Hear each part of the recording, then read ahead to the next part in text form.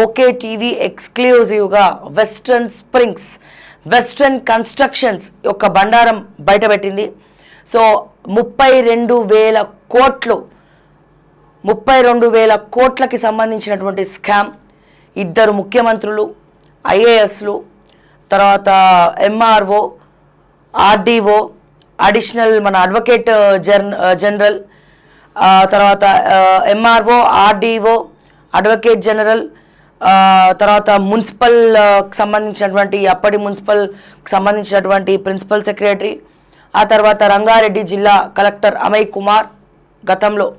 So వీళ్ళందరూ కూడా వీళ్ళతో పాటుగా పక్క రాష్ట్రం అంటే మన తమిళనాడు రాష్ట్ర ముఖ్యమంత్రి ఎంకే స్టాలిన్. సో వీళ్ళందరి ఇన్వెస్ట్మెంట్లు ఉన్నాయి. సో మాజీ ఎంపీ రంజిత్ రెడ్డి ఆధ్వర్యంలో మాజీ ఎంపీ రంజిత్ రెడ్డి గారు, ఆయన పార్ట్నర్ అయినటువంటి సుదర్శన్ రెడ్డి గారు